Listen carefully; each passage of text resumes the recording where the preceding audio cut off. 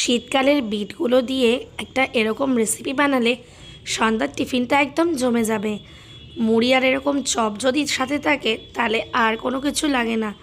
নমস্কার বন্ধুরা, নিবেদিতাস কিচেনে আপনাদের সকলকে অনেক স্বাগত জানিয়ে আজকে ভেজিটেবল চপের রেসিপিটা আমি শেয়ার করব। খুব সহজেই আমি বাড়িতে কি করে বানাচ্ছি সেই টিপস অ্যান্ড ট্রিক্স সহ আপনাদের সকলের সাথে এই রেসিপিটা আমি শেয়ার করছি।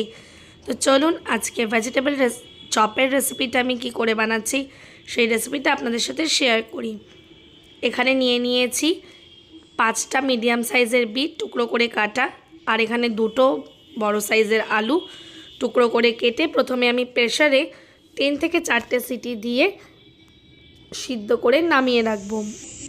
এবার এখানে আমি নিয়ে নিয়েছি কিছু ড্রাই মশলা। এখানে আছে 1 চামচ ধনে, 2টো দারচিনি, 5-6টা লবঙ্গ, 4টে এলাচ, 1টা শুকনো লঙ্কা আর 1 চামচ উঁচু উঁচু সাদা জিরে। এই সমস্ত ড্রাই মশলাগুলোকে নিয়ে আমি এবার খালি খোলায় বেশ কিছুক্ষণ গ্যাস কমিয়ে ভেজে নেব, যতক্ষণ না পর্যন্ত মশলার একটা সুগন্ধ বেরিয়ে আসছে। 3 থেকে 4 মিনিট মতন খালি খোলায় বেশ ছড়িয়ে মশলাগুলোকে ভেজে নেব। মশলাগুলো খুব ভালো করে ভাজা হয়ে গেলে একদম যখন ধোয়া ওঠা টাইপের হয়ে যাবে তখন মশলাগুলোকে আমি অন্য পাত্রে নামিয়ে নিয়ে ঠান্ডা করে গ্রাইন্ডারে খুব ভালো করে পেস্ট করে নিয়ে একটা পেস্ট তৈরি করে নেব, একটা ড্রাই উপকরণ তৈরি করে নেব মশলার। এখন কড়াইতে অল্প পরিমাণে সাদা তেল দিয়ে নিয়েছি। এখানে আমি দিয়ে নিয়েছি প্রথমে কটা রসুনের কুচি। এখানে 6 থেকে 7টা রসুনের কোয়া ছিল, যেটা আমি কুচি করে নিয়েছি, আর একটা মিডিয়াম সাইজের পেঁয়াজ কুচানো। পেঁয়াজ আর রসুনটা খুব ভালো করে প্রথমে ভেজে নেব।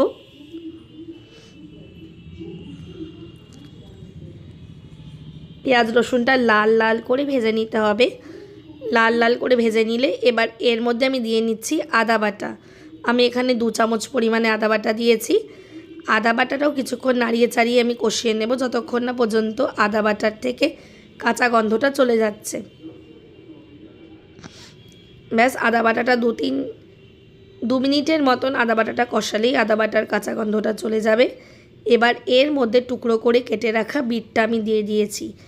বিটটা দিয়ে নাড়িয়ে চাড়িয়ে নেব। বিটের মধ্যে সমস্ত পেঁয়াজ রসুনটা ভালো করে মিশিয়ে নিয়ে গ্যাসটা মিডিয়াম আঁচে রেখে এবার কষাতে হবে।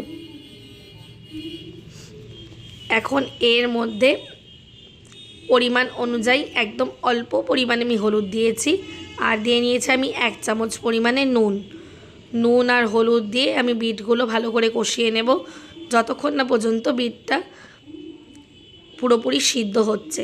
এখন গ্যাসের আঁচটা একদম কমিয়ে দিতে হবে। প্রথমে বিট থেকে কিছুটা পরিমাণে জল বেরিয়ে আসবে।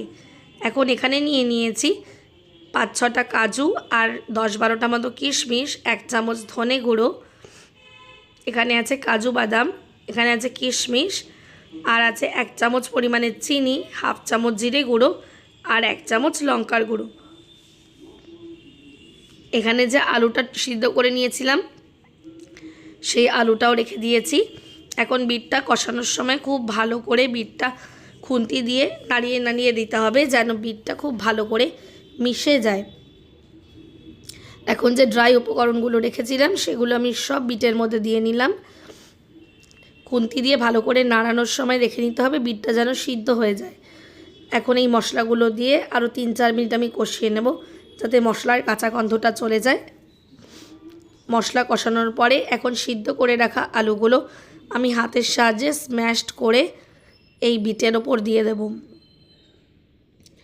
দোকান থেকে আমরা ভেজিটেবল চপ প্রায় কিনে খাই, কিন্তু বাড়িতে বানালে অনেক বেশি হেলদি হয়ে থাকে এবং বাচ্চাদের জন্য খুব বেশি হেলদি হয়ে থাকে। এজন্য বাইরে থেকে না এনে যদি আপনারা বাড়িতে এইভাবে বানান অনেক বেশি উপকারী হয়ে থাকে। এখন আলুটা দিয়ে খুব ভালো করে মিশিয়ে নিতে হবে। খুন্তির সাহায্যে আমি আরও ভালো করে মিশিয়ে দিচ্ছি। বিট আর আলুটা খুব ভালো করে মিশিয়ে নিতে হবে। ছোটোবেলায় কিন্তু আমরা ভাত খাওয়ার সময় এরকম লাল লাল ভাত হলে খেতে বেশ ভালোই লাগতো এবং দেখতেও দারুণ লাগতো। আজকে সেই কথাটাই একদম মনে পড়ে গেল। বিটের সাথে আলু দিয়ে খুব ভালো করে কষিয়ে নিতে হবে। দেখুন বন্ধুরা, একদম খুব ভালো করে কষে গেছে এবং অনেকটা কমেও গেছে। এখন এর মধ্যে মুঠো ভরে ধনেপাতা কুচি দিয়ে দিয়েছি, আর দিয়ে দিয়েছি 2 চামচ যে মশলাটা ভেজে গুঁড়ো করে রেখেছিলাম, সেই ভাজা মশলাটা দেওয়াতে কিন্তু মশলার গন্ধটায় দারুণ টেস্টটা বেড়ে গিয়েছিল। আর ধনেপাতা কুচি দেওয়াতে বাড়িতে বানালে কিন্তু অনেক নতুনভাবে আপনারা ট্রাই করতে পারেন এবং অনেক সুন্দর টেস্টটাও বেশি আসবে। এবার খুব ভালো করে কষিয়ে নেব আরও একটু। দেখুন বন্ধুরা, কতটা কমে গেছে, একদম তেল বেরিয়ে এসছে। বেশ সবুজ সবুজ লাল লাল, দেখতে কিন্তু দারুণ হয়েছিল আর খেতেও দুর্দান্ত হয়েছিল। এইভাবে আরও 2-3 মিনিট কষিয়ে নিয়েছি। কষিয়ে নিতে ধনেপাতাগুলো খুব ভালো করে সিদ্ধ হয়ে গেছে এবং মিশেও গেছে। ব্যাস, আমার ভেজিটেবল চপের পুরটা একদম রেডি হয়ে গেছে। এখন আমি একটা বাটির মধ্যে পুরটাকে ঢেলে রেখে দিয়েছি ঠান্ডা করার জন্য। এবার ঠান্ডা করে হাতে নিয়ে একটু গোল গোল মতন পাকিয়ে, লম্বা লম্বা করে গোল গোল করে পাকিয়ে নিয়েছি। নিয়ে আমি প্রত্যেকটা চপ রেডি করে নেব এইভাবে। ব্যাস, আমি এইভাবে নিয়েছি, নিলেই একদম রেডি। আলুটা দিয়েছিলাম এই বাইন্ডিংয়ের জন্য, আলুটা দিলে খুব সুন্দর চপটা রেডি হয়ে যায়। ব্যাস, এইভাবে প্রত্যেকটা চপ আমি একে একে রেডি করে নেব। আমার ভিডিওগুলো ভালো লাগলে বন্ধুরা লাইক, শেয়ার ও কমেন্ট করে দেবেন। আমার পরিবারে নতুন বন্ধু হলে আমার চ্যানেল সাবস্ক্রাইব করে আমার পাশে থাকবেন। আর পুরনো সকল বন্ধুদের আমার পাশে থাকার জন্য অনেক অনেক ধন্যবাদ জানাই। দেখুন বন্ধুরা, একদম ভেজিটেবল চপ রেডি করে আমি একটা প্লেটে নিয়ে নিয়েছি। এবার আমি ব্যাটারটা বানিয়ে নেব চপ ভাজার জন্য। এখানে আছে 1/2 কাপের থেকে একটু বেশি চালের গুঁড়ো, আর এখানে আছে 1 কাপ বেসন আর 1/2 বাউল কর্নফ্লাওয়ার। প্রথমে আমি চালের গুঁড়ো, তারপর 1/2 বাটি কর্নফ্লাওয়ার আর 1 কাপ বেসনটাকে আমি বড় বাটির মধ্যে ঢেলে নিলাম। এখন এতে স্বাদ অনুযায়ী আমি নুনটা দিয়ে নেব। আমি এখানে 1 চামচ পরিমাণে নুন দিয়েছি, 1/2 চামচের থেকে একটু কম হলুদ, একদম অল্প পরিমাণে লঙ্কার গুঁড়ো দিয়ে, একদম অল্প অল্প করে জল দিয়ে একটা ঘন থকথকে ব্যাটার আমি গুলে নেব চপটা ভাজার জন্যে। শীতকালের চপগুলো কিন্তু এরকম ব্যাটারে চুবিয়ে ভাজতেই বেশ ভালো লাগে, বিস্কুট গুঁড়ো না দিয়ে বানিয়ে। তাই আজকে আমি এই চপটা এরকম ব্যাটারেই চুবিয়ে ভেজেছি। প্রথমে ব্যাটারটা খুব ভালো করে মিক্স করে নিয়ে আমি হাতের সাহায্যে খুব ভালো করে ফেটিয়ে নিয়েছি অন্তত 5 থেকে 10 মিনিট। যত ব্যাটারটা ফুলবে চপটা তত বেশি ক্রাঞ্চিও হবে আর বেশ ফুলে উঠবে।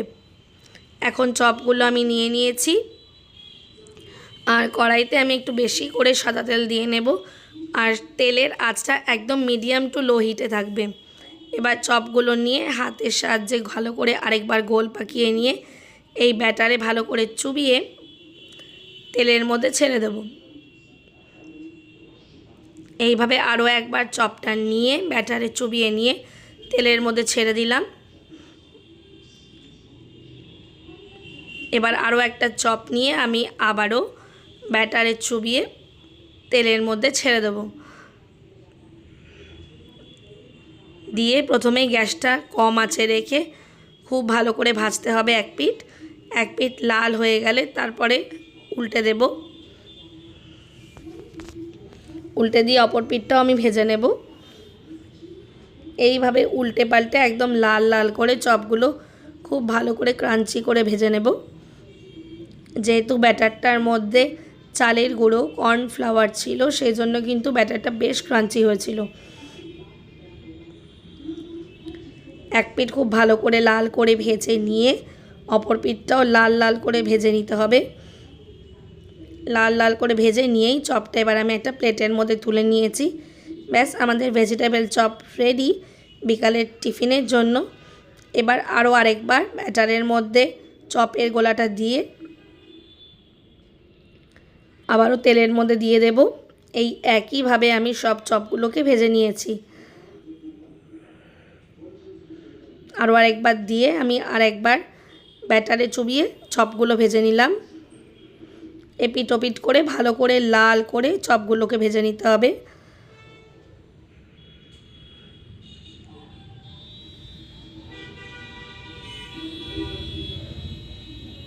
আমার এই ভেজিটেবল চপের রেসিপিটা আপনাদের কেমন লাগলো বন্ধুরা, অবশ্যই আমাকে কমেন্টে জানাবেন।